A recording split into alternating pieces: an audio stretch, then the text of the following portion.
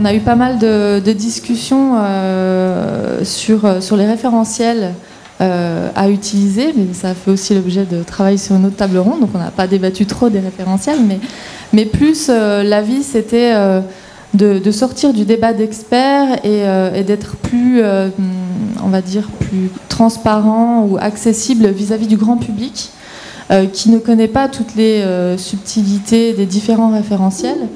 Et donc déjà trouver un consensus au sein des membres de l'Alliance sur le référentiel à atteindre et tenir compte aussi des moyens des différents membres, puisqu'on a aussi bien des multinationales que des petites entreprises. Et il faut que nos objectifs soient atteignables pour tous ces membres. Donc tenir compte de ces inégalités, on va dire, de moyens au sein des membres de l'Alliance.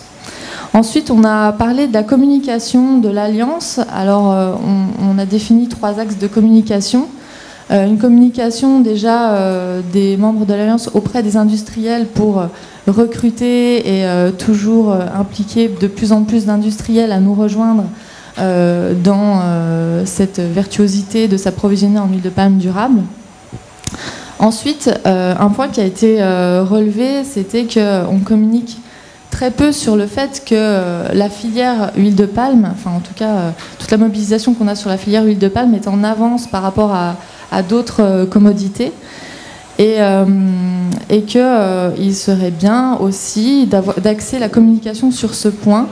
Alors on a parlé d'organiser des voyages de presse pour emmener les journalistes sur le terrain et leur montrer concrètement non, on n'est pas complètement vertueux, mais regardez tout le travail qui est réalisé sur le terrain, avec ce qui serait fantastique, puisque nous, en tant qu'industriels, Alliance, on est souvent vu, en tout cas par les consommateurs français, comme on fait du lobby et on est très peu crédible.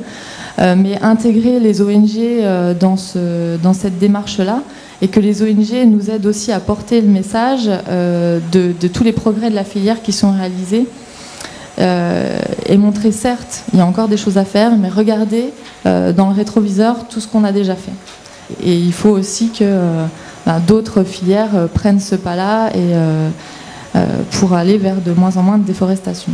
Et puis un troisième volet qui est la communication sur les réseaux sociaux, puisqu'on sait, on a eu des études qui ont été réalisées à l'Alliance sur l'impact de ces réseaux sociaux auprès du grand public. Donc ça, c'est un autre volet. Dans la définition des objectifs 2020, enfin, pour atteindre cet objectif 2020, zéro déforestation, une idée aussi a émergé au niveau de la table, c'était de fixer un échelon intermédiaire. Comme je le disais, on a des entreprises avec des moyens différents au sein de l'Alliance. Et on a eu la remarque sur le fait que quand on a présenté les chiffres, il y a plusieurs niveaux de certification, le Green Palm, le Mass Balance, etc.